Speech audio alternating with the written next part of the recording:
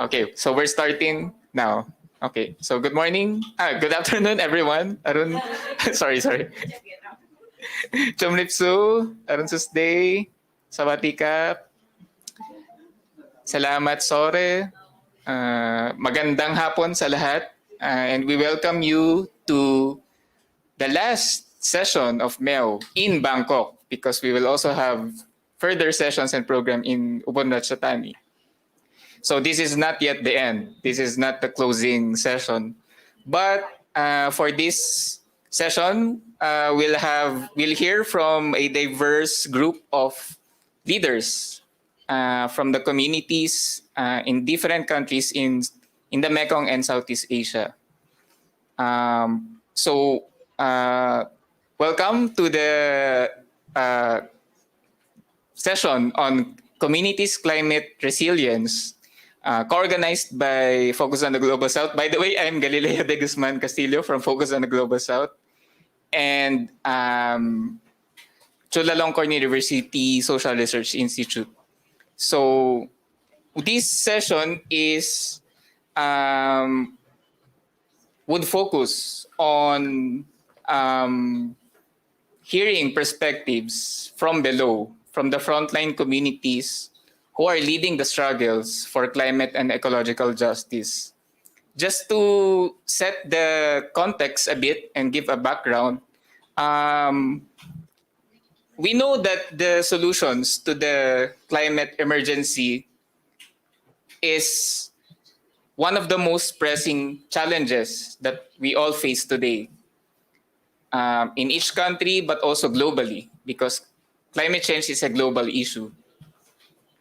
But the government programs and policies and actions that are being done to address the climate crisis are often lagging. And most of the time, they're stuck in just the climate mitigation aspect, wherein these are based on limited pledges or voluntary targets that are set to reduce the greenhouse gas emissions, maybe in the form of nationally determined contributions. But again, we know that these schemes are limited and wouldn't really completely address the climate emergency that we are facing right now. We also see in the global climate negotiation talks that the efforts for climate adaptation and resilience are increasingly falling by the wayside. And in particular, those that seek to ensure the survival and well-being of affected communities. Because the issue of climate justice is a question of, it's not just a matter of justice for many, but it's also a matter of survival for many communities who are in the forefront of the struggle. But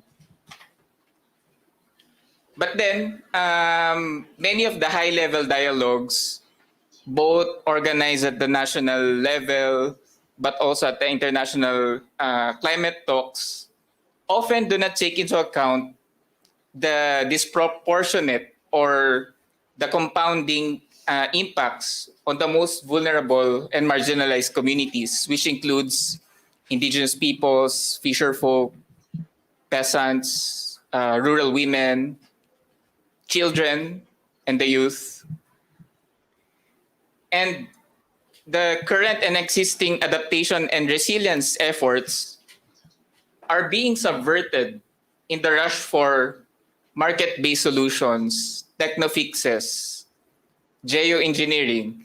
I'm talking slow so that to allow the interpretation to also be more meaningful, and other corporate-driven and false solutions to the climate crisis, like the term that we're hearing now, nature-based false solutions.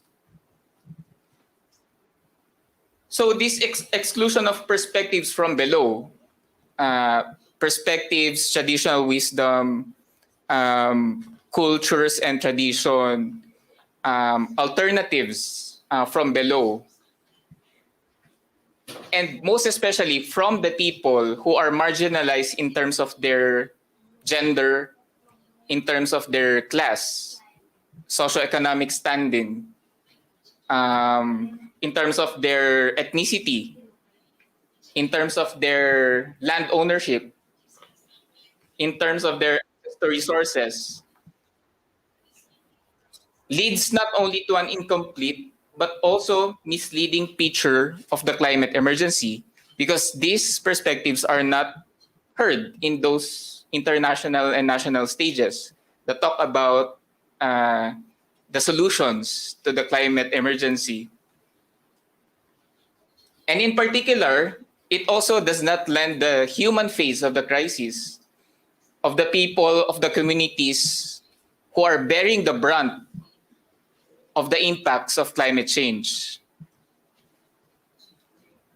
But it also does not adequately inform the concerns attendant with development priorities in a changing climate across and within countries in the Mekong and Southeast Asia, and with a view to community needs and aspirations. So oftentimes these climate negotiations and policy spaces do not consider or do not listen to the voices from below.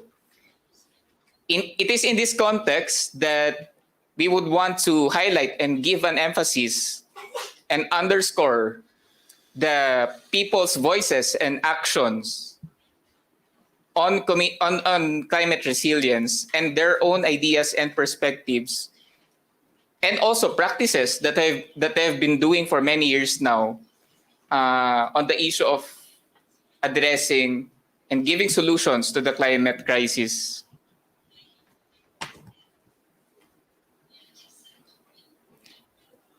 So that's the brief background of why we are organizing this session on communities' climate resilience. And for now, we will go into the panel discussion to hear directly from grassroots leaders in the region, both virtually but also here on site in Hope Space, to hear their thoughts and perspectives and their solutions to the climate emergency.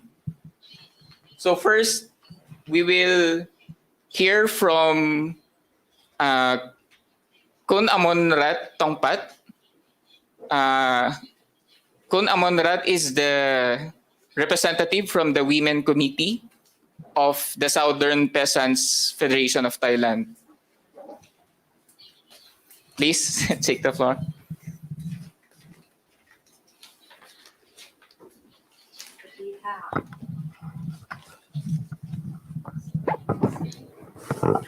ค่ะสวัสดีค่ะพี่ก็ชื่ออมรรัตน์ทองพัฒน์นะคะมาจากสหพันธ์เกษตรกรภาคใต้ค่ะก็องค์กรของพี่ก็ต่อสู้เรื่องที่ดินค่ะแล้วก็สิทธิเสรีภาพค่ะแล้วก็ประชาธิปไตยและความเป็นธรรมค่ะผลกระทบของพี่นะคะก็ความเสี่ยงของพี่ถ้าทางด้านโลกร้อนใช่ไหมคะกฎหมายหรือว่านโยบายของรัฐเนี่ยค่ะที่เกิดขึ้นในชุมชนเหมือนว่ารัฐเองเนี่ยออกกฎหมายมาก็คือต้องปลูกพืชเชิงเดี่ยวใช่ไหมคะนโยบายของรัฐต้องปลูกพืชเชิงเดี่ยวซึ่งเราก็มีความเดือดร้อนตรงนี้ว่าการปลูกพืชเชิงเดี่ยวเนี่ยมันไม่ใช่หนทางแห่งความรอดใช่ไหมคะนโยบายแล้วก็กฎหมายของรัฐบาลเนี่ยเป็นความเสี่ยงของเราค่ะและอีกอย่างหนึ่งปัญหาตัวต่อไปก็คือน้ำค่ะเราขาดแคลนน้ำฝนที่ตกตามไม่ตกตามฤดูกาลนะคะทำให้เราเกิดปัญหาการขาดแคลนน้ำแล้วก็โรคภัยไข้เจ็บค่ะแล้วก็การละเมิดสิทธิที่ว่ารัฐละเมิดสิทธิเราค่ะโดยออกคำสั่งแผนแม่บททวงคืนผืนป่าค่ะ คำสั่งที่64แล้วก็36/59ที่ต้องไล่คนให้ออกจากป่าคนอยู่ร่วมกับป่าไม่ได้ขณะเดียวกันที่จะจัดให้เกษตรกรเนี่ยรัฐกลับเอาไปเสนอให้นายทุนไปทำเศรษฐกิจพิเศษหรือการค้าเสรีค่ะโดยไม่มีการส่วนร่วมของภาคประชาชนค่ะค่ะ สวัสดีค่ะ and hello everyone. My name is Amornrat Thongpat from the Women Committee, Southern Peasant Federation of Thailand. So my organization is working directly on land rights, defending all fundamental rights, and also on democracy. So the problem that I see related to climate crisis is first on the government-led policy directive. First on monoculture.The production under monoculture is not solution according to our livelihood. Second, is related also to water shortage. So climate change also resulted in the abnormal rainfalls that affect directly to agriculture sector and society. It also caused lots of diseases to our communities.Thirdly, the government also enact repressive law. For example, under the coup d'etat period, they have the forest reclamation policy and other policy that give the government direct power to violate people's rights. And lastly, for now, we see that the socio-economic zone is also the problem when the government are focusing on the capitalist interests and then not providing rights to land for the people who need it.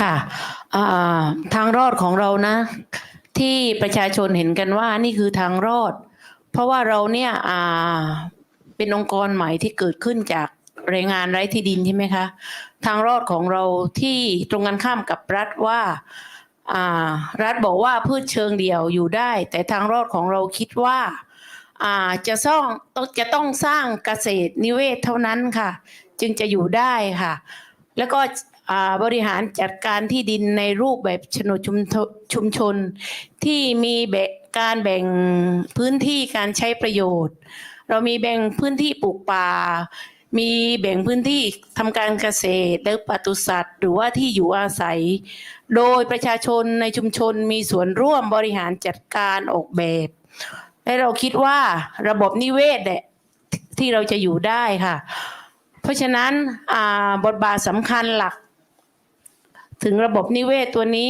ผู้หญิงสตรีและเยาวชนมีบทบาทสำคัญในการคิดร่วมทำร่วมกันค่ะให้รู้ถึงปัญหาที่ว่าจะเกิดเนี่ยทำไมเราต้องสร้างระบบนิเวศเพื่อให้มันเกิดความสมดุลของธรรมชาติจากพื้นที่ที่นายทุนสร้างสวนปาล์มมานานจนว่าปลูกอะไรไม่ขึ้นสภาพดินฟ้าอากาศเสียไปทุกอย่างเนี่ยการปลูกการสร้างระบบนิเวศทำให้ฟื้นฟูได้ค่ะให้มีความสมดุลในพื้นที่ค่ะการปลูกป่าถ้าเราพูดอย่างเดียวเยาวชนก็ไม่คิดว่ามันเป็นสิ่งสำคัญนะแต่สภาพความร้อนของปัจจุบันที่พบเจอทุกวันเราก็มาประชุมร่วมกันว่าเราจะทำยังไงที่มันเกิดความร้อนอย่างนี้เมื่อเราบอกว่าชวนเยาวชนว่าความร้อนแบบนี้นะเราต้องสร้างระบบนิเวศให้มันเกิดขึ้นในชุมชนนะตอนนี้สมาชิกสคต.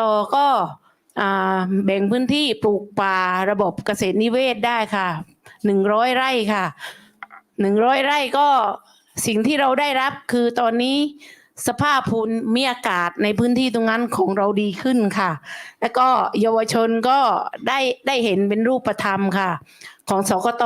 สหพันธ์เกษตรกรภาคใต้นะคะก็เราก็มี4ชุมชนนะคะเราก็ได้ขยับทำตามกันค่ะมีการรณรงค์ส่งเสริมค่ะ So for us, the solution as SPFT is a new and emerging organization of the landless farmer and peasants. We think that it's not monoculture, but it's the way that people practicing agroecology and sustain for food sovereignty. We do it under our system of collective land management. So we divide our plots of land to many kinds of utilization, from forests, living livestock, and also housing for our communities. And we have the women as the people who being the center of the design of this system. We also engage the youth to see what the problem behind this kind of monoculture. And we do it by practicing ourselves. At the moment, we can design and then provide at least 100 rai of land for agroecology. So this is the way that we also revitalize ecoecology to balance the harmful effect from monoculture and bring back the life to the nature. And when the youth see this, they can see clearly the example how can we cool down the earth by our hands.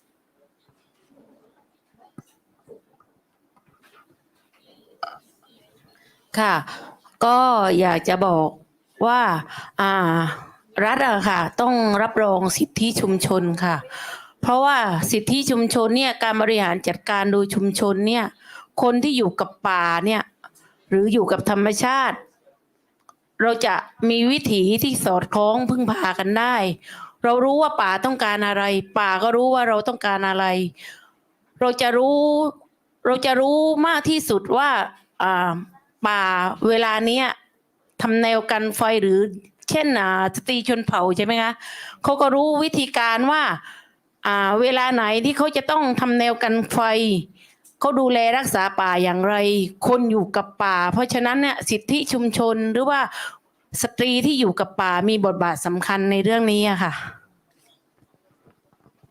I would like the state to really understand that peoples are also involved in policy making and they need to guarantee community rights and people's rights. And people know well, those especially dwelling in the forest, know well what and when the forest needs. For example, they observe the nature and they see when the forest needs and people need to build the forest barrier to prevent the wildfire. The women also as well, like people who living with nature also observe and then practice well how community can live in peace with nature.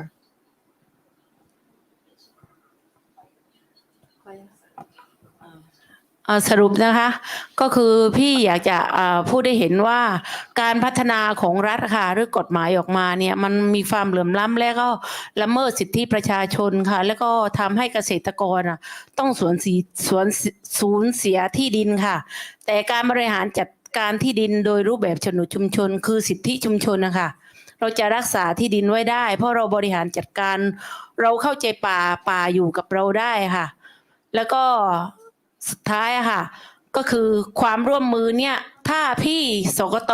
อยู่แต่สกต.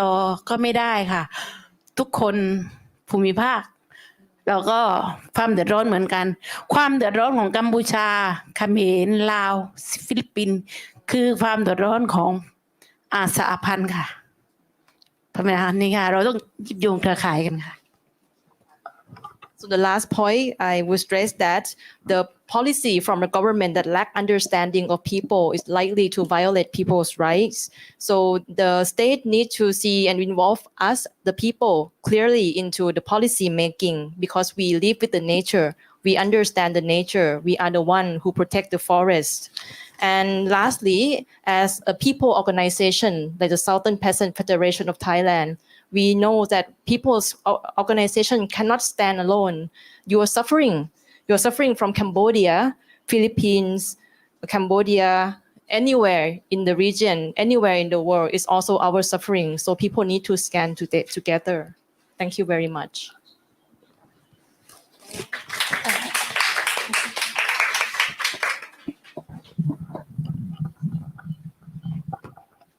Thank you so much, Kun Amornrat, ขอบคุณครับ for that very powerful input and really putting an emphasis that and challenging the idea that it is only the quote unquote experts who are capable of doing and being involved in policy making when in fact it's really the people from the communities, and as you have said, the people who live with the nature, who live in harmony and in peace with nature, truly understand the situation and then the context that should be the basis and the guide in informing the policies above there. So it's really empowering to hear that from Kun Amornrat, and that challenging this idea that the solutions to the climate crisis can only come from international or global spaces from above, like the climate negotiations, where in fact people in the communities have practiced, like what you've mentioned about practicing agroecology, sustaining food sovereignty. These are the real solutions that are every day being done by community members. And in this case, from the Southern Peasants Federation of Thailand. So thank you for that, Kapun Ka. But you've also ended your input by emphasizing solidarity in the region and emphasizing that the suffering, the struggles of peasant women in Thailand are also the collective struggles of grassroots communities in Cambodia and Philippines, in the Mekong, and in the broader Southeast Asia region. So now I'm using that to transition to our next speaker, not in the Mekong, but also part of our Southeast Asia region, from Indonesia. Can we see the video of Qomarrun Nazmi? Qomarrun Nazmi is the head of Agroecology Research and Implementation Center of Serikat Petani Indonesia. Serikat Petani Indonesia is the Indonesian Peasants Union. So yeah, Qomarrun, you have the floor. Thank you. Yeah. Thank you for the times. Good afternoon, everyone. I'm so sorry. I have to ask before. Is it the translation is continuously or simultaneous? Qomarrun, we have a simultaneous translation to Thai and Khmer, so you can speak continuously in English. Okay. Yeah, but slow, please, for our interpreters. Thank you. Terima kasih. Yeah. I will speak slow because I'm not English speakers too. So that's I have to speak slow either. For the introduction, I will give a few additions about SPFT, Petani Vision Union. We have established in July 1998. So it is for about 26 years now, and we have spread in 25 provinces and almost 100 provinces in Indonesia. And we also have for about 2 million members. It's very small in Indonesia because we have almost 270 million population. It's very small, but we have already started, and it is for struggle in Indonesia. Our struggle terms or core in SPI, we're struggling for agrarian reform and food sovereignty, and also agroecology, cooperative, and we are also fight with neoliberalism. And of course, we know, every one of us know that neoliberalism is very affecting us, especially in our policy, government, and in our livelihood. I'm very agree with what our colleagues from Thailand say, that we have to stand together. It's not only our problem; it's our it's a global problem. It's not only problem in our region. It's a global problem, and we need a global solution. And we need to move together in our people movement in the in our region, of course, in our district, of course, but it must be go to the high level in the global level because a lot of policy is decided in the global level. About the climate change, I want to ask everyone in here to see in the past, because what happens today is because everything what happens in the past, and what will happen, it depends on what we are doing today. So we need to learn from the history. And about in agriculture, in the past, for about 40 years ago, there is a revolution, we say, that we call green revolution. Green revolution is good in the narration, but it's very bad in the implementation, and the effect is affecting us until today. In the green revolution, there is a policy that push us to using seeds and fertilize from the corporation. In that times, we are peasant lose our independence, and we become dependent on the product from the corporation. What is bad from that policy? The seed and the fertilizer that is produced by the corporation is destructive to the land. And it is one of the cause of problem that today we get a climate change, like what our colleagues say before from Thailand. We have abnormal rain season, we have abnormal rainfall. Today in Indonesia, we face what we call El Nino phenomena. In this phenomena, there is dry in long times. It's for about 3 months until today.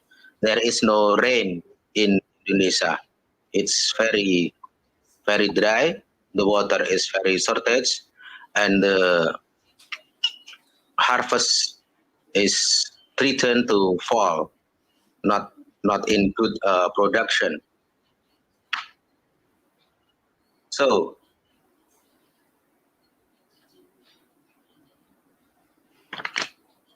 green revolution is a policy. There is a lot of policy that is not good for actually it's linkage to the monoculture production. Monoculture production, like in Thailand and also in Indonesia, and I think in the northern world, it puts peasant, it puts the people to using that method, and after that, all of us become dependent with the corporation. And the solution that we afford from Indonesia, learning from what happened in the past, and we do not want that it still continue to happen. We hope that a more better future. We trying to back in our culture, in our traditional culture in agriculture. So it is the same works in agroecology, which in agroecology we are considering about ecological thing, about ecology, about nature, about economical thing, and also we are considering about social from the peasant. So, about traditional knowledge, about traditional culture, we found that a lot of our culture is missing because of the policy. A lot of time we thought that culture is not knowledge. Traditional culture is not knowledge. In this time, we have to remind that culture or traditional culture is a knowledge management. It's something important to remember that traditional is kind of knowledge management. We know that our ancestors, they observe everything, observe nature, live with nature. In that thing, we could get data. And this data, we will get information. And after that, if we improve that information, we will collect knowledge and understanding of knowledge will bring us to a wisdom, kind of local wisdom. And from this wisdom, we will go to our culture. And from that culture, we go to our agriculture. So I repeat again, we have data, we have information, we have knowledge, we have understanding of knowledge, and we will get wisdom. And from this wisdom, we will get our culture. And from this culture, we can start our struggle. And it is a solution for what happens today about climate change. Because from this, our traditional knowledge, we could practicing some things better, some things good for our environment. And that happened because our ancestors, they are more close to the nature, they are very respect to the nature. And in Indonesia, a lot of us believe that earth is our mother and the sky is our father. A lot of us also believe that the mountain, the river, and the forest is our brother and sister. From that condition, we are take care of each other so that we can face this climate change with our wisdom. That's all I have to. That is not enough because a lot of things is affected by the policy of the government. Relate to that threat from the government, we have to move together. We have to strengthen our community so that we can speak and we can say our aspiration, our voice, and also we can affect the policy from the government. But the policy from the government, we know that this policy is also related to what happened in the global level. In that way, once again, I say that we agree with our colleagues from Thailand said before, we have to stand together.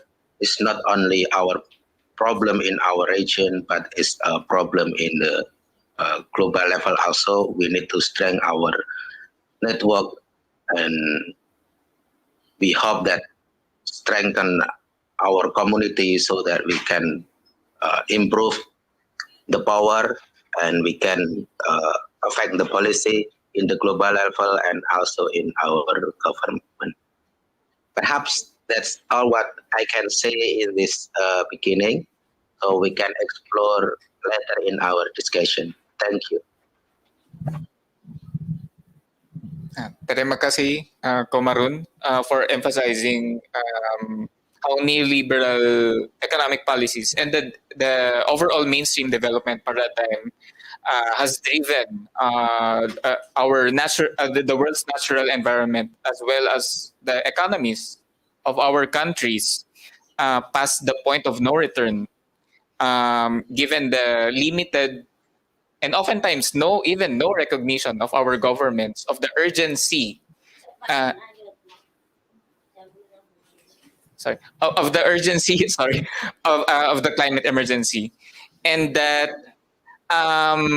you've also emphasized but also built upon the initial sharing of our friend from SPFT, the kind of corporate driven development, which includes monoculture plantations, industrial agriculture, and so many more, that you say disrespect natures and do not really sustain local livelihoods.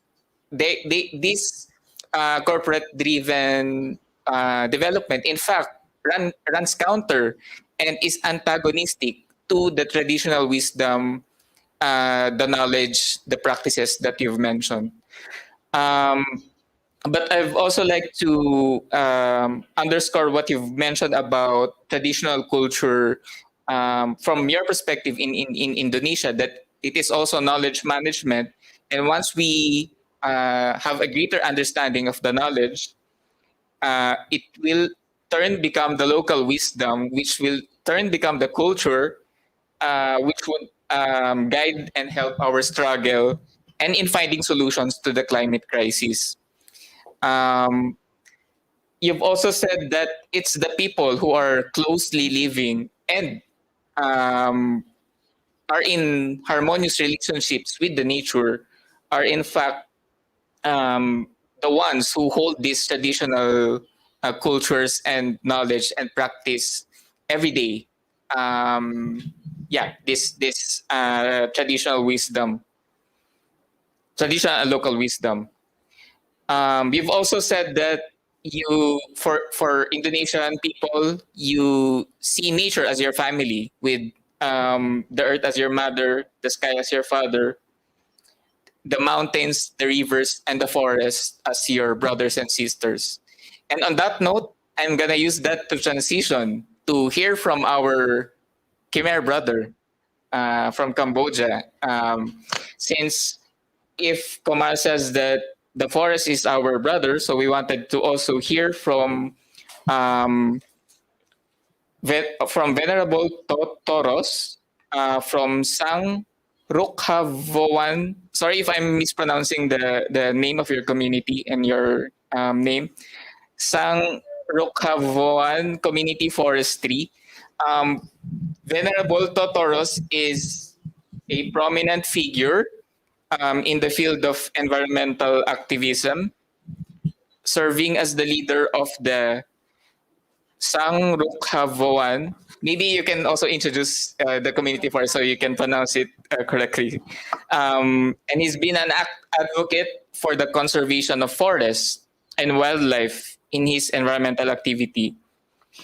Sang Rukhavoan is an exceptional kind of community forestry that has been used to save the western forest of the nation. And this approach involves the collaboration of Buddhist monks in the conservation efforts. So, Venerable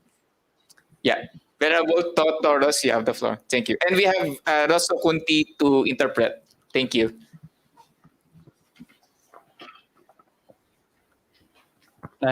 ចម្រើនពរទាំងអស់គ្នាហើយថ្មពនាមធោទូរស់ជាប្រគ្រូចរិកាវត្តវិសាស្ត្រជាសម្រងនិងជាប្រធានសហគមន៍សង្ឃរុក្ខវ័ន My name is Thoross. I am 37 years old and also the president of Samraung Temple Pagoda in Udon Minchai and also the leader of the Mang Forestry over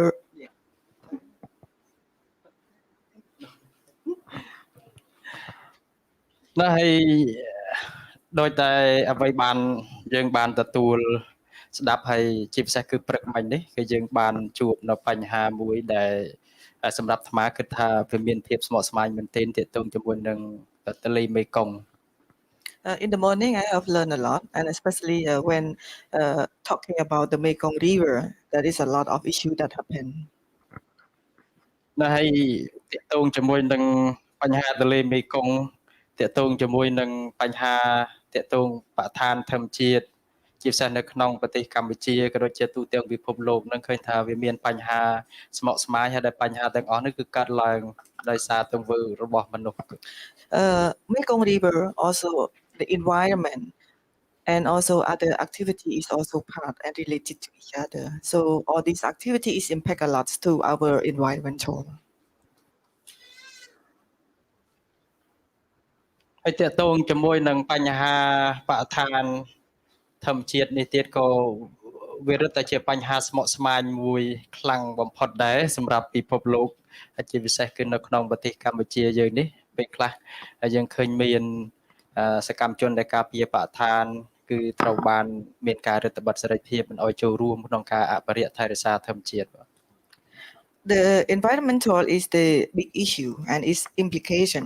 Even those our human rights defender who are actively toward this cause also affected in terms of violation that happens to or threat to their life.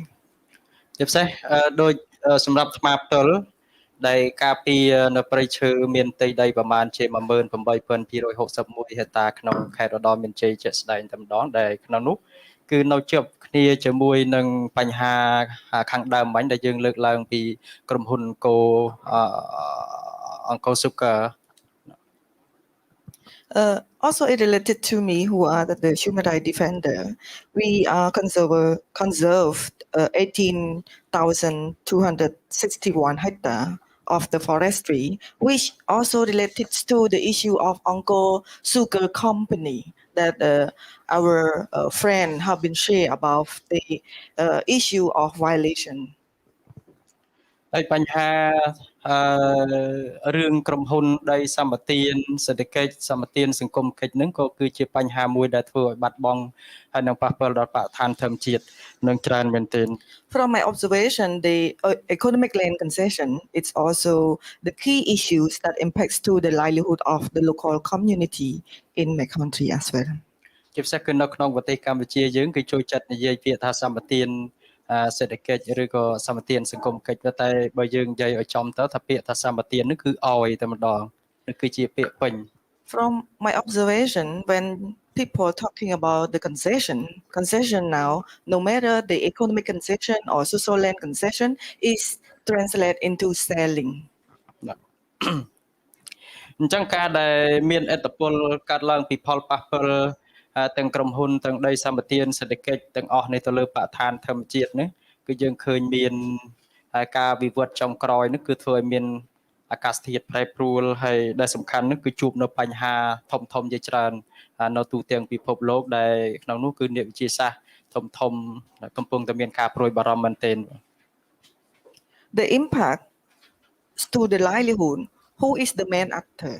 The company who always takes the take over the huge of land, and then the huge of land is also have a lot of nature, so they destroy, and then when they destroy the nature, it also increase of the climate change, and then this action is quite really impacts to us.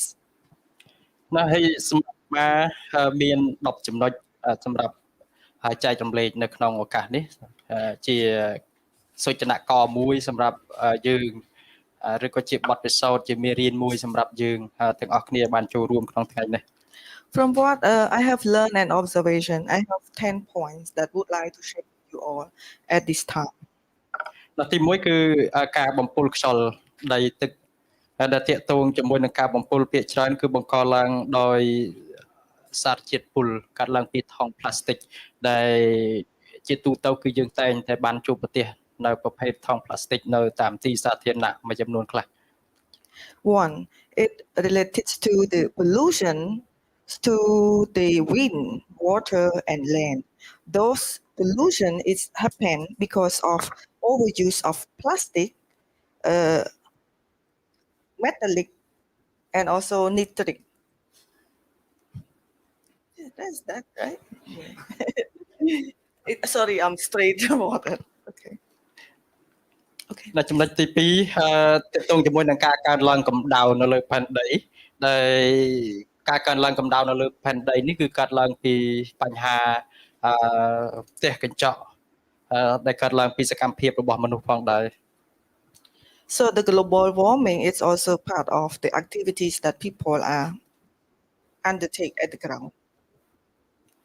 ចំណុចទី3តកតងជាមួយនឹងការកង្វះស្បៀងអាហារដោយការប្រើប្រាស់ជីគីមីការកង្វះពិភពលោកកំពុងតែមានការប្រឈមនឹងការខ្វះនៅស្បៀងអាហារនិងទឹកដើម្បីទ្រទ្រង់កំណើននៃចំនួនប្រជាជននៅលើពិភពលោកហើយជាពិសេសគឺកាត់ឡើងនៅក្នុងប្រទេសដែលកំពុងអភិវឌ្ឍដែលក្នុងនោះប្រទេសមួយគឺបានបដោតទៅលើកសិកម្មប៉ុន្តែការប្រើប្រាស់ឬក៏ការធ្វើកសិកម្មនោះគឺបានប្រើនៅសារធាតុជីគីមីច្រើនពេក We are living in the world food crisis, and then a small part that contributes to the world food crisis is the activity or the actions that people are obtained with the cash crop, which use a lot of chemical input into the agriculture.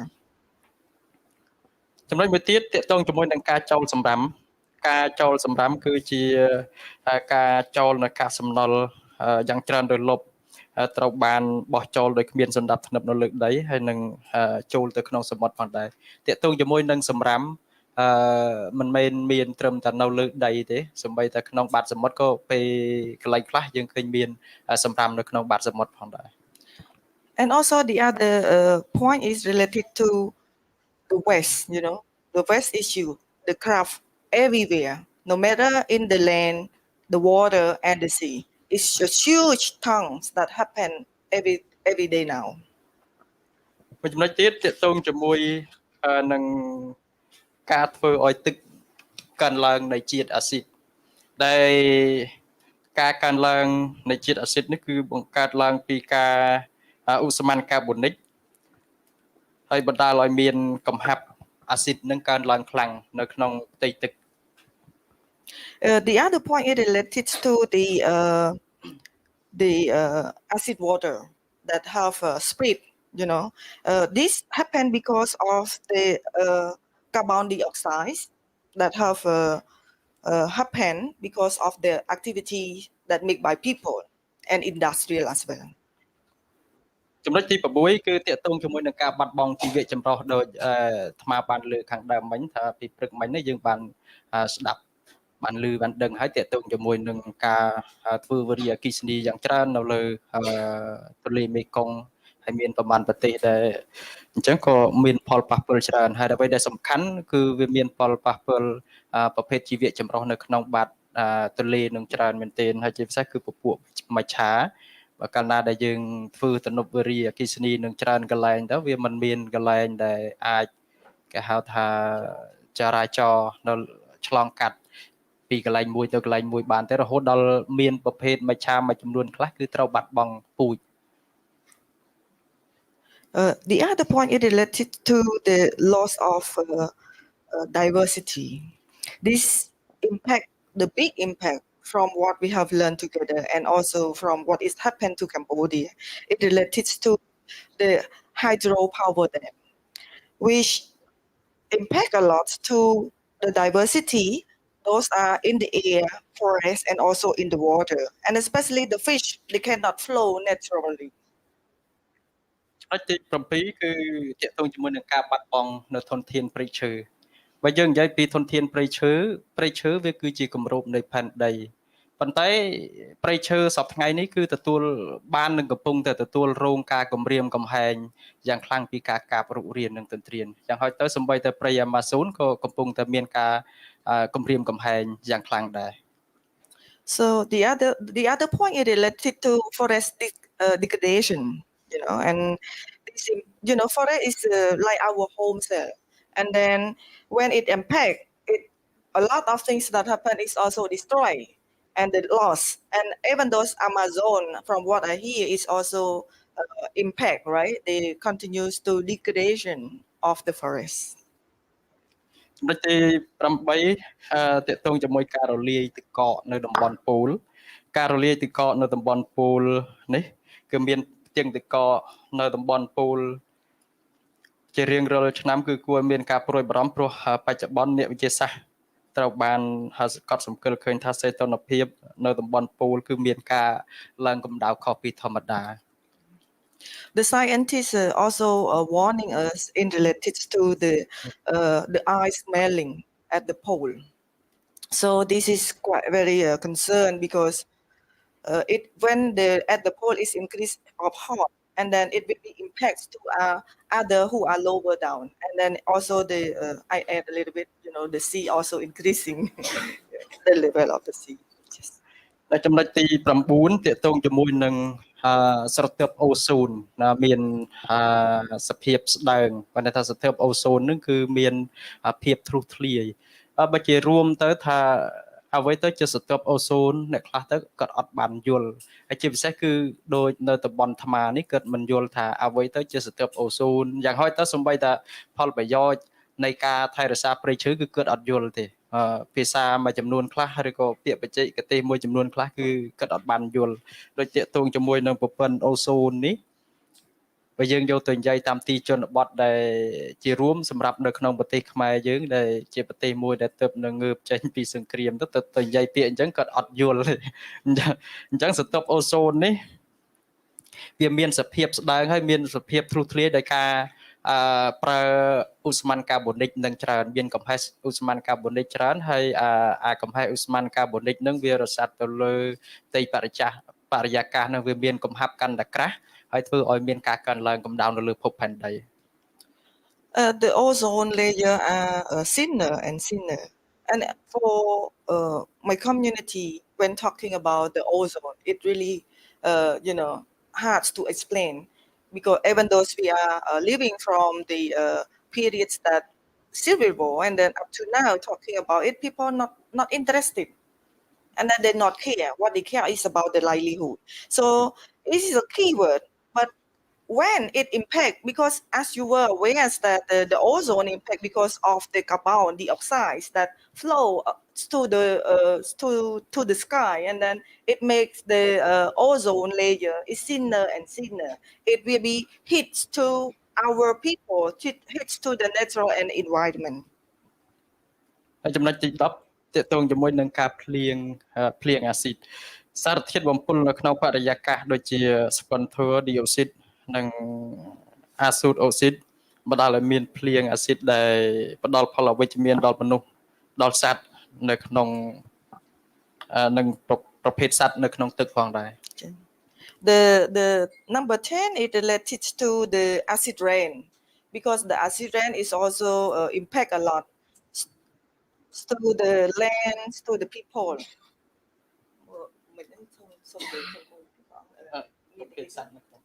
And also the while in the water, the life of the fish or other graph in the river as well. អញ្ចឹងជារួមមកបញ្ហាទាំង10នេះឃើញថាជាបញ្ហាមួយដែលកើតឡើងដោយសារមនុស្សការវិវត្តរបស់មនុស្សយើងក៏លេចមើលកាលពី20ឆ្នាំមុនយើងសម័យមើលថាកន្លែងនេះក៏មានព្រៃឈើដែរកាលនោះដោយសារមនុស្សយើងរស់នៅជាលក្ខណៈប្រពៃណីអញ្ចឹងបរិស្ថានធម្មជាតិទាំងអស់គឺត្រូវបានថែរក្សានៅបានគង់វង្សវាមិនដូចពេលបច្ចុប្បន្ននឹងទេដែលធ្វើឲ្យដោយសារកំណើនមនុស្សហើយធ្វើឲ្យធម្មជាតិនឹងវាបាត់បង់ពីមួយថ្ងៃទៅមួយថ្ងៃ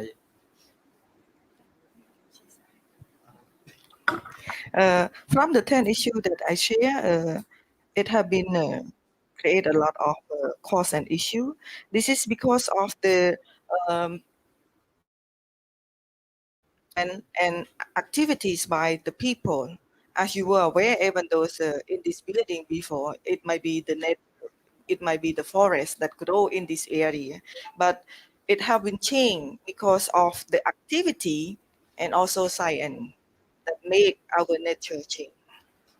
អញ្ចឹងបញ្ហាទាំងអស់ដែលកើតឡើងនេះ ជារួមមកនៃសេចក្តីថាវាកើតឡើងពីសកម្មភាពរបស់មនុស្សហើយការវិវត្តចុងក្រោយនៃសកម្មភាពរបស់មនុស្សគឺមានការបំផ្លិចបំផ្លាញធម្មជាតិច្រើនហើយអ្វីដែលយើងបានឃើញបានជួបប្រទះបានដឹងបានឮហ្នឹងគឺតាក់ទងជាមួយនឹងគ្រោះរាំងស្ងួតហើយនឹងការប្រែប្រួលអាកាសធាតុ So the activity of people have destroyed a lot of nature. What we are confrontation now is drought and flood that we can see by our own eye. មកចូលរួមប៉ុណ្ណឹងសូមអរគុណ So this is what I contribute to this discussion, and then you can ask more questions.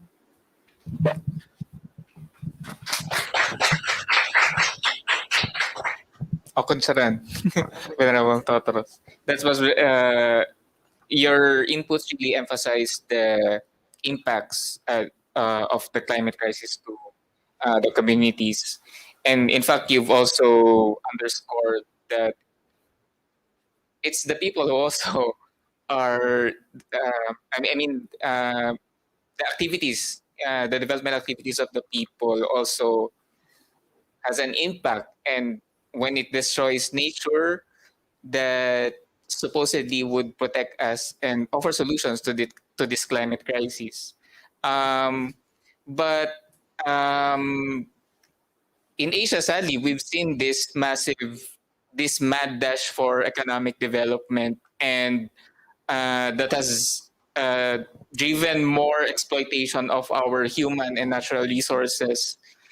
But the critical question there is, for whose benefit is this exploitation of our human and natural resources? And more, we could expect that we will see this lucrative business, the continuation of what you've mentioned, for example, the economic land concessions, the industrial chemical agriculture that also our other speakers have mentioned, and its attendant impacts, like it will bring more pollution and destruction of nature.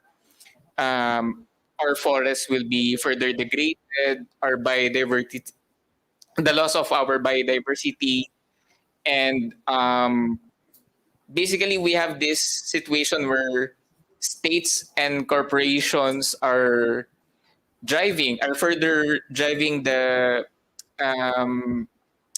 financialization of our nature, wherein nature is viewed as a commodity and something that they can profit off from.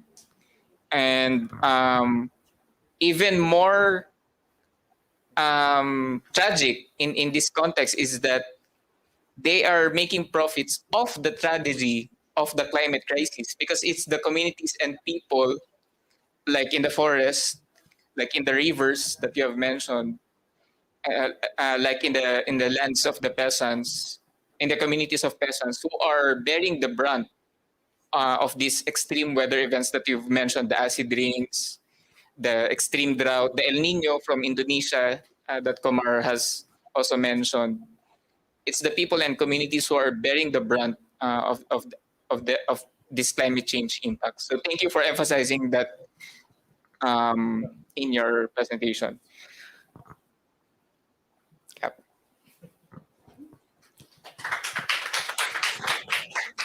So last but not the least, we go to our leader, our last panel speaker from the Philippines.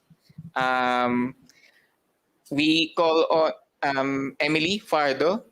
Emily, can you show your video and speak in your mic? Emily Fajardo is from the coal-free and nuclear-free Bataan movement in the Philippines. Emily was the union secretary of one factory in the Bataan economic zone in the 1990s. And after the factory closed, where she works at the time, she became a full-time organizer, worker organizer, and she also served as the Secretary General of the Alliance of Workers in Bataan, or Alliance of Labor Association in Bataan. But now, she is also the chairperson of Kabaro. Kabaro is the short form, but the long form is Kababaihang Bataenyo para sa Kalikasan, Karapatan at Pagbabago. Or can be loosely translated to the women of Bataan who are for nature, for rights, and for change. So, Ka Emily will deliver her inputs in Tagalog, and I will interpret for her. But she has also prepared this PowerPoint presentation for us. So thank you. Ka Emily? Hello, naririnig ako? Yes. Hello? Hi. Hello? Apo. Naririnig po. Can you hear me? Okay. Good afternoon, everyone. This is my presentation. So, climate resilience community, the voice and action of the people. So, sino ba kami? Ano ba ang aming trabaho? Ang Nuclear Free Bataan Movement ay isang kilusan ng mamamayan sa probinsya laban sa operasyon ng Bataan Nuclear Power Plant noon. Tinayo ito noong 1984.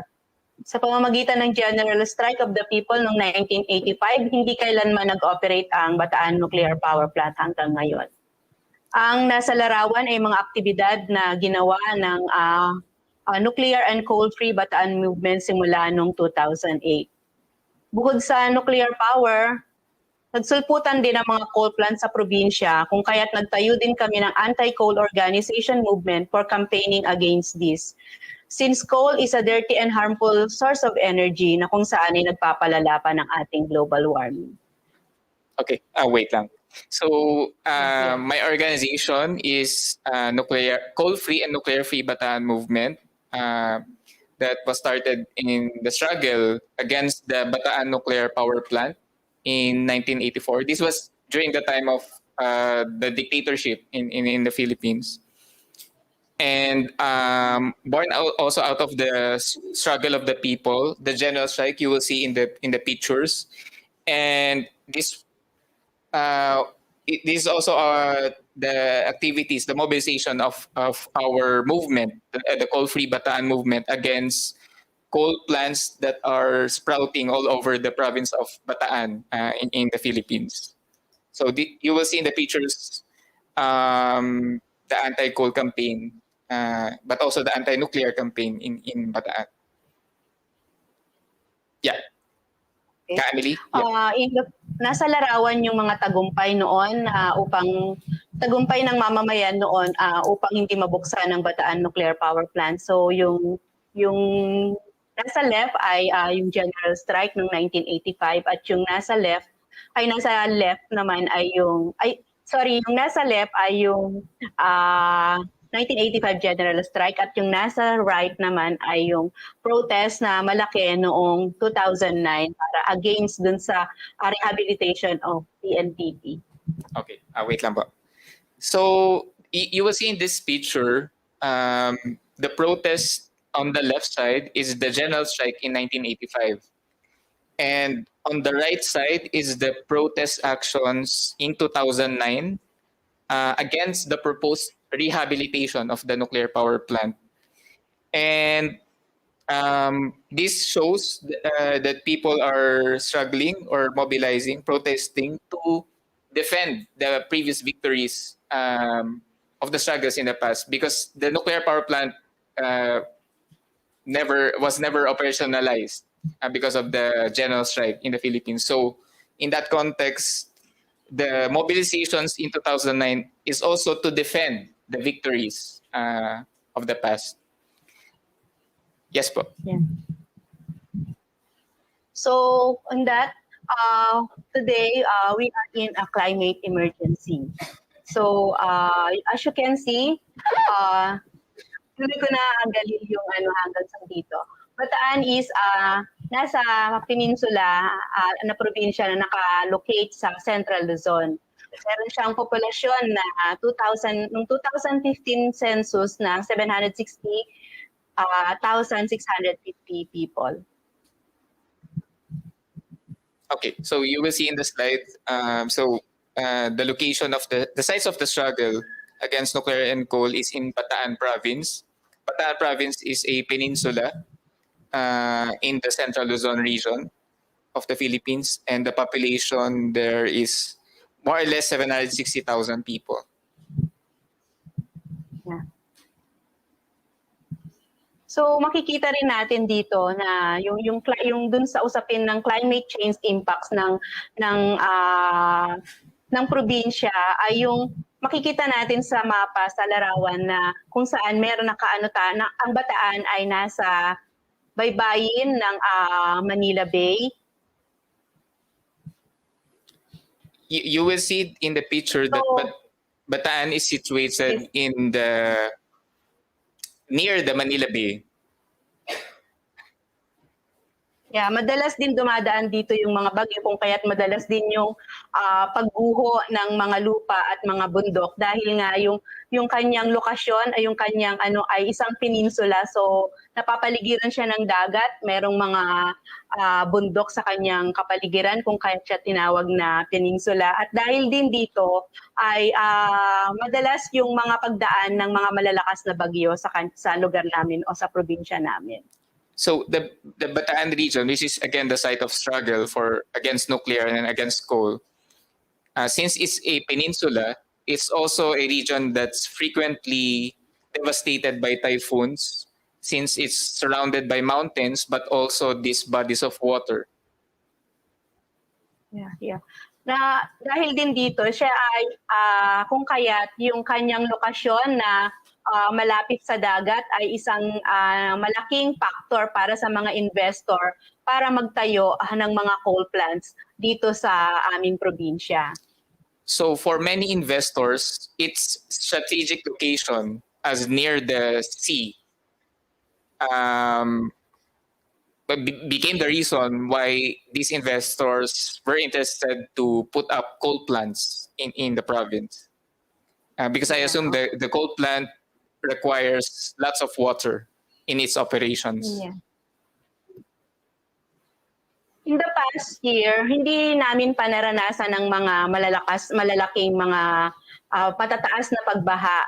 Pero nung 2001, isa kami sa mga naapektuhan ng bagyong Maring nung October. At saka nung 2021, yung Fabian, yung July 2021 na baha, na kung saan yung buong Balanga City ay lumubog sa baha. So makikita natin dun sa video sa baba, sa kanan, ang halos nasa bewang na ng mga tao, ng mga Bataenyo, ang mataas na tubig. Ito ay syudad ng Bataan na ito ay dati namang hindi binabaha, pero nung July 2021 nakaranas ito ng mataas na pagbaha. So in the previous years, we don't usually experience typhoons or these kinds of flooding that you will see in the picture. But in 2021, so it's very recent, like 2 years ago, on the months of July and October, we see the entire city in Bataan that never experienced this kind of flooding, totally devastated and inundated, wherein you have floodwaters running to the waist level, and people had difficulties in just see the picture and it will speak for itself. Yeah. Okay. So bukod doon, ang naging problema din namin sa problema rin natin ang produksyon ng pagkain. May banta sa mga pagkain dahil sa global warming na halos tumataas ang temperatura ng dagat. Madalas ay walang huli ang mga mangingisda natin na kung saan walang supply kaya walang pagkain. Ganon din sa agrikultura na madalas tamaan ng bagyo at may panapanahong nagkakaroon ng pagtuyot at pagbaha sa mga palayan na ito ay nagiging banta hindi lang dahil para dun sa usapin ng pagbaha at kung saan ay usapin ng pagkasira ng yung production risk natin. Kung hindi ito, yun yung malaking problema natin sa usapin ng global warming, yung kakapusan o unti-unting nauubos o unting konti na lang ang nahuhuli sa dagat dahil nga ang karamihan dyan dahil sa pag-init ng dagat, nagkakaroon ng mga problema at nasisira ang mga bahura natin at ilan ay may panapanahong pagkakaroon ng peace kills. Kaya ang usapin ng global warming din sa atin ay usapin din ng banta sa pagkain ng mga tao at mga Pilipino. So the issue of global warming and climate change and the rise in global temperatures is also an issue of food security, wherein you will see dwindling fish catch for the fisher folk, farmers, local production and agriculture being affected by droughts, coral reefs being destroyed because of the extreme rise in the temperature.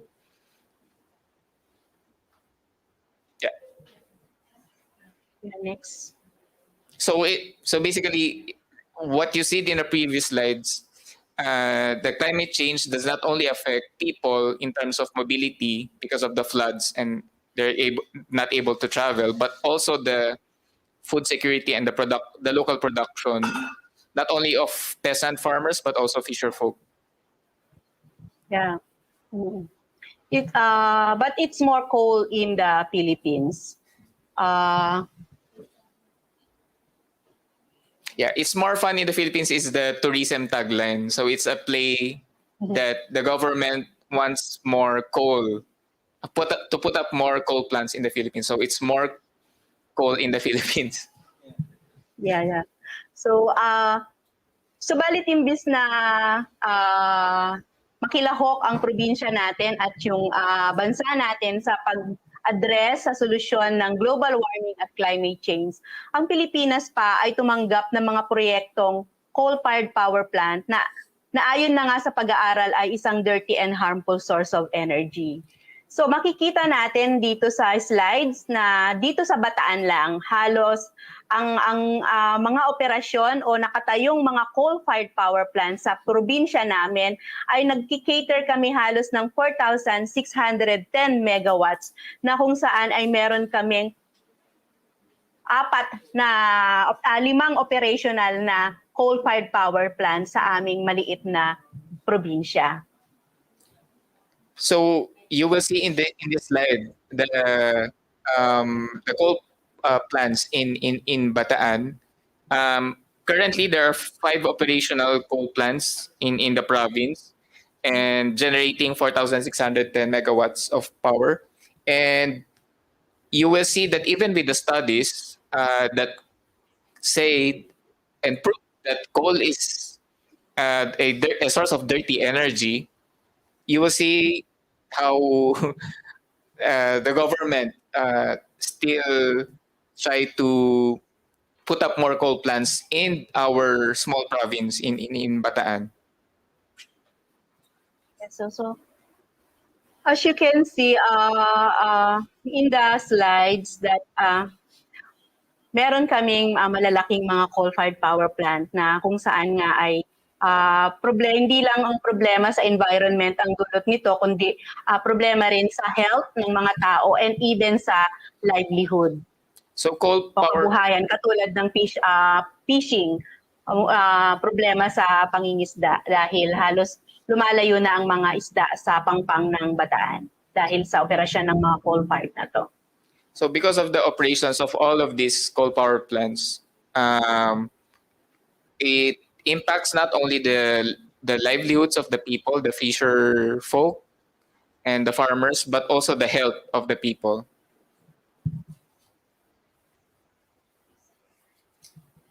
So bukod dun sa mga coal-fired power plant, meron pa rin kaming mga nakasituate o nakalocate sa amin na mga iba't ibang klase ng planta. Bukod sa meron din kaming Pan-Asia, yung combined cycle power plant, So meron kaming GN Power combined cycle power plant. So meron pa rin kaming Maribeles natural gas plant. So iba't ibang mga planta ito na bukod pa sa coal-fired power plant na ito ay puro mga fossil fuels and mga hindi negatibo ang impact sa ating environment and even sa kalusugan ng mga tao. So in Bataan, we don't only have coal plants and nuclear plant for that matter. We also have liquefied natural gas plants, LNGs, which are also fossil fuel that has impact on people's life, health, and livelihoods. Ang mga nasa larawan ay mga larawan to ng mga operational na coal-fired power plant. So meron kaming ganitong coal-fired sa aming probinsya. Yeah, you will see the 5 operational coal plants in my province, in Bataan. So aside from that, meron pa rin kaming coal stockpile na kung saan nasa Maribeles, Bataan to, yung sa Lucanin. Yeah, and aside from the coal plants, we also host in Barangay Village Lucanin the coal stockpile. Dahil sa ganitong sitwasyon, ano ba ang aming ginagawa? Ano ang aming mga kampanya sa aming probinsya? So given this situation, So what do we do do? to resist this? What I have presented. Yeah. So here's our community actions and responses. Nagbubuo kami ng mga samahan ng mga tao sa komunidad upang mas maging matibay at solido ang organisado ang mga aktibidad na gagawin namin para sa paglaban sa mga dirty and harmful source of energy na to, tulad ng mga coal plants at mga combined cycles o mga combined fuels na nandito sa aming probinsya. We do community organizing to strengthen our grassroots movement and solidify our collective actions to resist and struggle against these dirty forms of energy. Yeah. Ang karamihan sa mga komunidad na ito ay halos kapitbahay lang o nasa komunidad malapit sa mga coal-fired power plants na nakatayo. Many of these communities which we organize are situated in the near the coal plants in Bataan. Yeah. At bukod pa doon, yung aming organisasyon na Coal-Free Bataan Movement ay aming itinayo at ngayon ay pinapatatag namin. So with this organizing, capacity building, we strengthen also the Coal-Free Bataan Movement. Yeah. So sa capacity building and education. So we empowering people upang magkaroon sila ng kapasidad at kaalaman sa kanilang karapatan kung paano ito makukuha at maigigiit. Kasi naniniwala tayo na kapag hindi alam ng mga tao ang kanilang karapatan, right to life, right to fresh air and clean water, pag hindi nila alam yon at yung kanilang human rights, pag hindi nila alam yon ay hindi natin sila mapapakilos para sa kanilang kagalingan sa usapin ng environment at kanilang mga karapatan. So in terms of capacity building and education, we empower communities and peoples because we believe that if people do not understand their rights, they will not be able to Emily, ano yung bakit gustong maintindihan ng mga tao yung kanilang mga karapatan? Oo, kasi naniniwala tayo na kapag hindi alam ng mga tao, hindi sila kikilos. Because sorry. Go on, Galil. Oo. Yeah, because if these people do not know their rights, we will not be able to mobilize them. And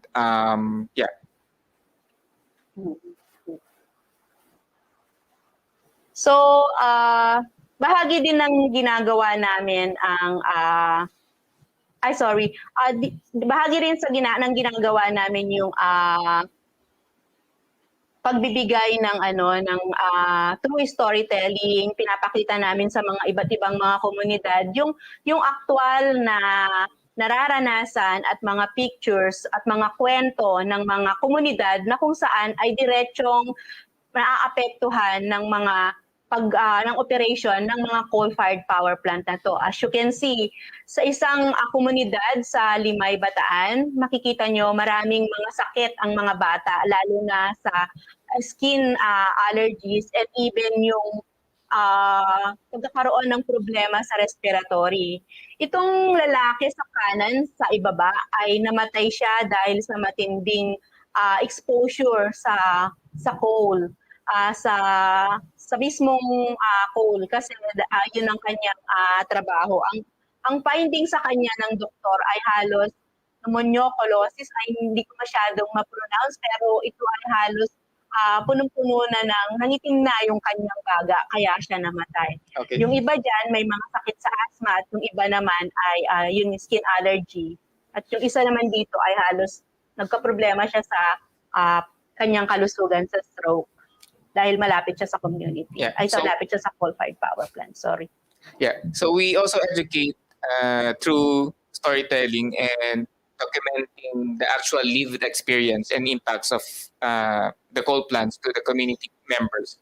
The person that you can see on the lower right in the picture has already died. The findings of the doctor was, I also cannot pronounce the disease, but it's pneumocosis. But basically, it affected the coal power plant operations, affected his lungs, and yeah, even children are affected. You will see in the picture the skin allergies. So through this documentation and storytelling of the lived experiences of people, we are able to educate and show the impacts of coal plants. So ginagawa rin namin yung mga pagdo-documents ng araw-araw na operasyon ng mga planta. Makikita natin dito sa iba't ibang sa 4 na pictures na to, meron yung panahong nagbubuga sila o ng tubig sa mga baybaying dagat na sa dagat, sa gitna ng dagat, and afterwards yung mga bula na ito na galing dun sa wastewater ng mga planta na kung saan ay meron ng mga chemicals, magiging itsura ng dagat ay nagkakaroon ng bubbles dun sa mismong dagat na napupunta sa baybay. Sa kabila naman, itong makikita nyo na to na parang nagbumubula siya, ayan ay yung merong tubo na nakakonekta dun sa dun sa mismong tinatapon na planta na tinatapon nila, nagtatapon sila ng kanilang wastewater. So kaya siya ganyang bumubula. At yung tubig na yan ay mataas ang temperature o mainit ang temperature. Kaya hindi siya kayang kapag merong mga bahura at mga isda, posibleng mamatay sila dahil dyan sa init ng temperatura na yan.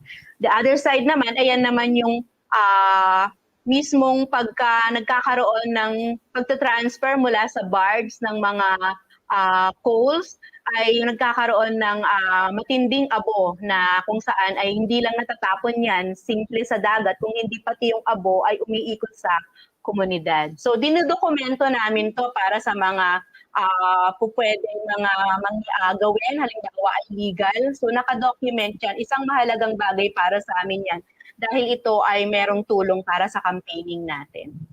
So it's kind of long, but I'm going to try to summarize.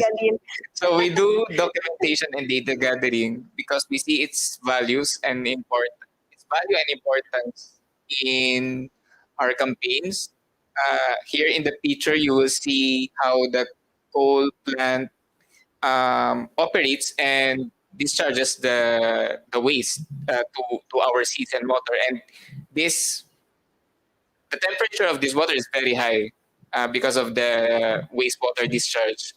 And because of that high temperature, the coral reefs are destroyed. And of course, when the coral reefs are destroyed, the fish is the home of the fish, right? So the fish catch will also go down.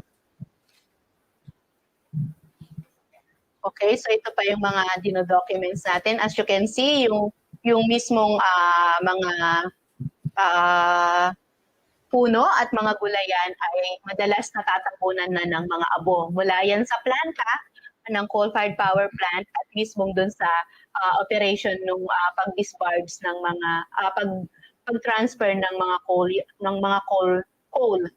mula sa barge patungong conveyor papuntang planta mismo, storage ng planta. So we also document how the coal plant operations impact the nature, the environment. So you will see in the trees that are covered with ash, and yeah. So nagkaroon din kami ng naglunsad din kami halos last month lang ito yung survey na makikita natin na dito ay ang mga sakit, pagkakasakit ng dalawang sitio sa Lamao, Barangay Lamao sa Limay, Bataan, na yung mga panahon na to ay may sakit na 649 na sakit. So iba't ibang klase ng sakit to, hika at ubo, sipon, so skin rashes. Yan ay mga aktual naming naidokumento dahil sa pamamagitan to ng survey. So ang sinasabi lang natin dito, malaki ang porsyento ng mga komunidad na malapit sa coal-fired power plant at mga planta sa mga pagkakasakit. So we've documented 649 cases in the community of health complaints, and these are actual. You will see in the table the list of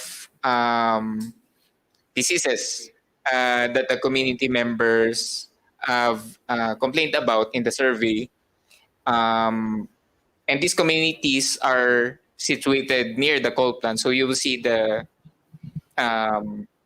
evidence based on the survey about the health impacts of coal plants to the communities.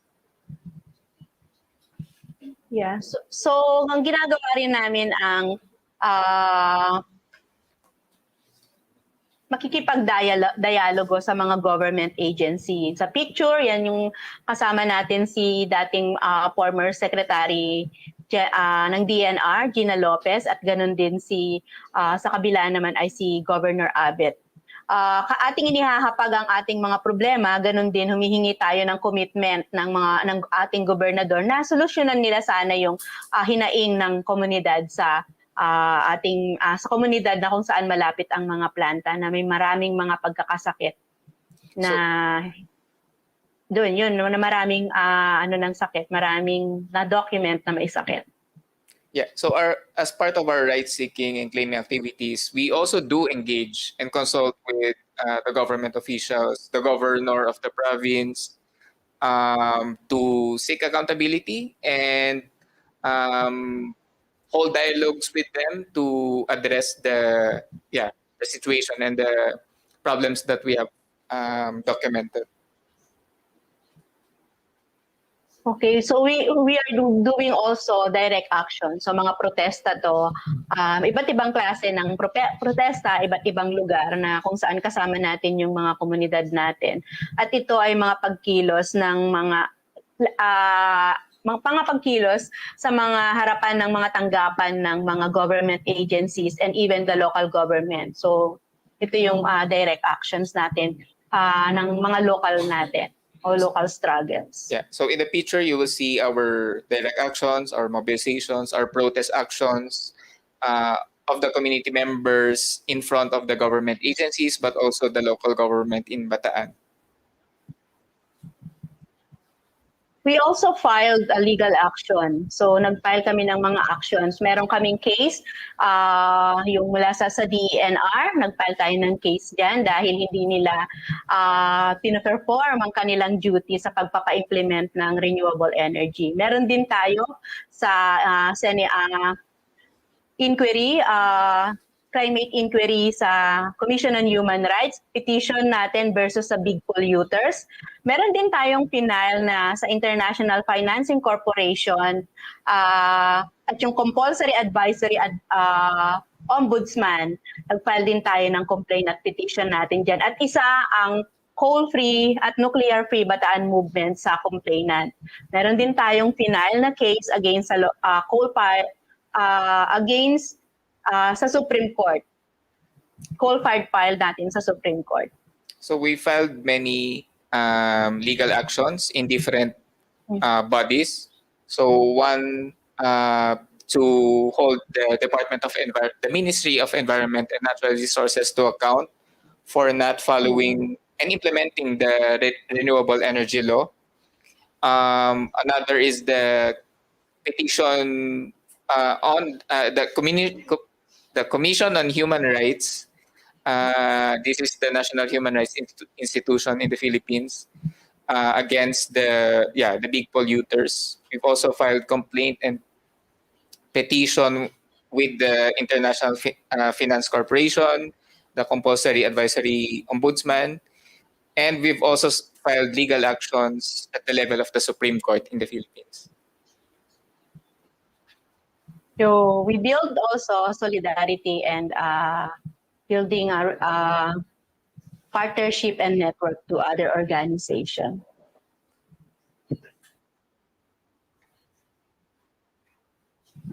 So sa panahon din ng kalamidad, sinisikap nating makapag-abot ng mga relief sa mga naapektuhan ng mga kalamidad na to sa pamamagitan at tulong ng mga network na mga NGOs at mga individuals. Okay, so we do also immediate relief assistance with the help of our networks and partners. Okay, so ganun din, para protektahan ang ating karagatan and environment, nagsasagawa rin kami ng mangroves planting. Isa rin itong paraan upang ma-reach out namin ang ibang mga samahan lalo na ng mga kabataan na ma-involve sa environment protection activities. Hanggang sila ay maging bukas sa ibang campaigning para sa campaigning na mga issues kaugnay ng problema sa environment, pag-protect sa environment sa buong probinsya. Ang gusto lang natin pang sabihin dito, isang paraan natin, ang mga simpleng mga aktibidad na to na may tulong sa environment, sa pamamagitan ng pagpa-plant ng mangrove. Pero isang paraan din natin to para ma-reach out at ma-educate at ma-connect ang ibang mga hindi pa active sa iba't ibang mga issue ng Bataan, halimbawa ay coal-fired at halimbawa ay ang nuclear power plant. Emily, sorry, can we wrap up the presentation? Kasi malapit na sorry. Ay, sorry. So ito yung ginagawa lang din natin para sa protecting the environment, isang mga aktibidad para sa pagprotekta ng environment, and at the same time, contact building sa ibang mga organization. Okay. So, ganun din, continuing community resistance and action. So, we do that, iba't ibang klase ng activities. We also using art as form of action. So, we paint walls sometimes for that to pakita yung ating mga kampanya. So this is Gloria Capitan, our environment defender. She is an anti-coal leader in the province. She said, we fight to defend our rights and for our children. But pinatay siya noong 2016 at ng mga hindi pa nakikilalang mga armado dahil sa kanyang pagiging aktibo sa operasyon ng coal storage sa kanyang komunidad at sa pagiging anti-coal activist. So, thank you. In the previous picture, it's Gloria Capitan, one of the anti-coal activists who was killed for resisting against the coal power plants. Yeah, thank you, Ka Emily, and sorry I had to cut the presentation short because we're running a bit out of time. I wanted to ask if we can still proceed with the short Q&A or we just proceed because it's already close to 5 p.m. I apologize to our audience who have their questions, but I think we need to proceed to the last part of our program, which is the reflections and insights on the importance of local knowledge and wisdom on climate change resilience, which we will hear from Associate Professor Dr. Narumon Arunotai Ajanpuk from the Chulalongkorn University Social Research Institute. Yeah, Ajan Narumon, thank you. Thank you very much, and hello everyone. I think we heard 4 great stories that's really encouraging for the Mekong region. And I think we are at the right place because this is Hope Space. So I think I'm not sure if it's intentionally selected this place. We heard a lot of sufferings, but then we heard a lot of hope as well. Like this morning, I'd like to link to the other session, doing some advertising for Mel as well. This morning, we have the session on suffering and hope and talk by academics. And they also talk about the changing of regime and also bottom-up development like this that we heard in this session.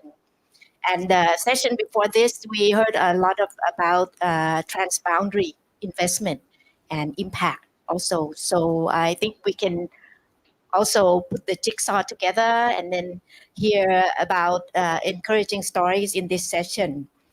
I think we heard from leaders or champions of all this. They talk about their sufferings, the problems, but then we also heard about the bright side, what they did that can also be hope for us and can also be replicated somewhere else. I think the main problem is that we have developmental state, meaning that the state or the government becomes the big door that open for all the development without being selective of the development that will benefit the people. We also, within that government, we have elites and technocrats, that Karil talk about expert and expert knowledge.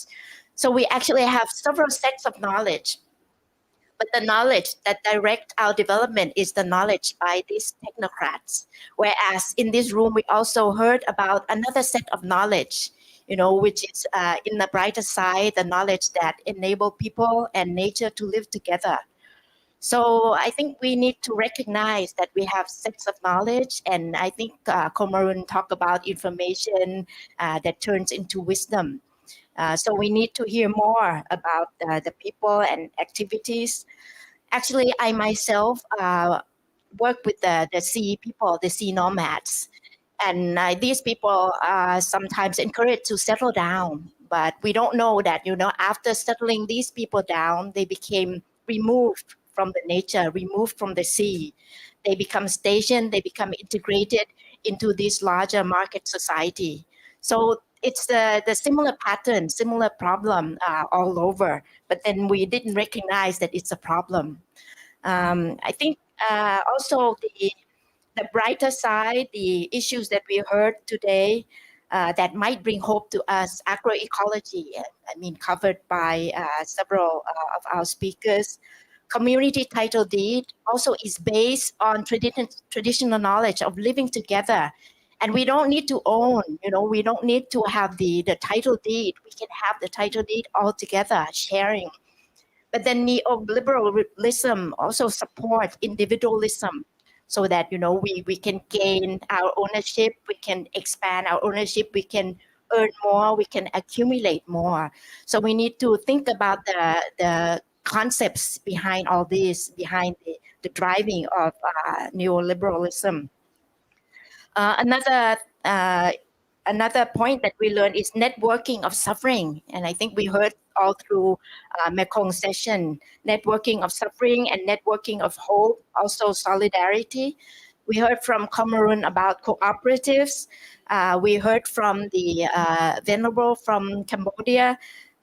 He didn't mention much about the movement and the effort, but actually, I can extract from Sang, Rukhavoan, if we have the Sanskrit root. Sangha is Sang, collective of monk, and Rukha is tree, right? Tree and varieties of tree. So actually, this is probably the heart of his effort, to protect and to see that the values of nature, that religion can also protect, because it became sacred, it became special because it's part of the religion. So this is also very, very important that it goes into spiritual side of human. And also another point is grassroots movement. We saw from Emily, grassroots movement can bring about education, appreciation, and also turning storytelling to data collection and try to make documentation. And afterwards, you can claim your right. You can have follow-up activities. So I think this is also related to what we as academics are doing, documentation, trying to prove things, analyze. And what Qomarrun mentioned is very important as well, that we could also learn from the past. Since Green Revolution, at that time it was seen as the panacea, the people, the action that will save the world. We can produce more food, to feed the increasing population.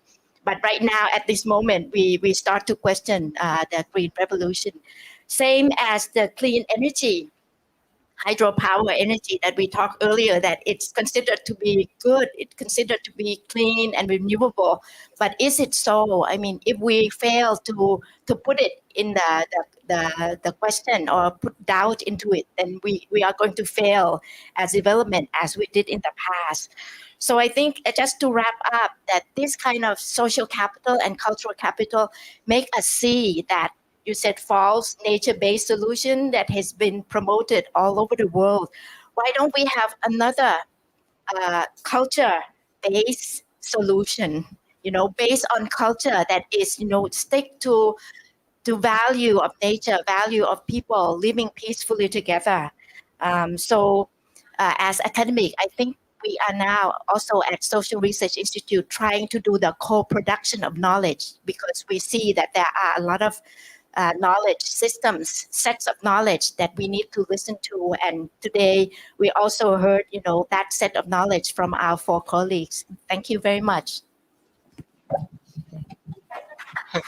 ขอบคุณค่ะ อาจารย์ Pog, for that very good synthesis. On that note, I would like to end our session by saying and reflecting as well as my key takeaway that the solutions will not come from above, but the solutions have to be built from below, from the local and concrete efforts at the grassroots that can engender genuine change and systemic transformation. But also to say that systemic change is something that has to be built every day. It's an everyday struggle on a daily basis in our own communities, in our own particularities, and in the various interconnected people struggle that we are part of within our own countries, but also across the region, in the Mekong and in Southeast Asia, but also beyond boundaries. Thank you. Kapkun Kap, Okun Saran, maraming salamat po sa lahat. Terima kasih banyak.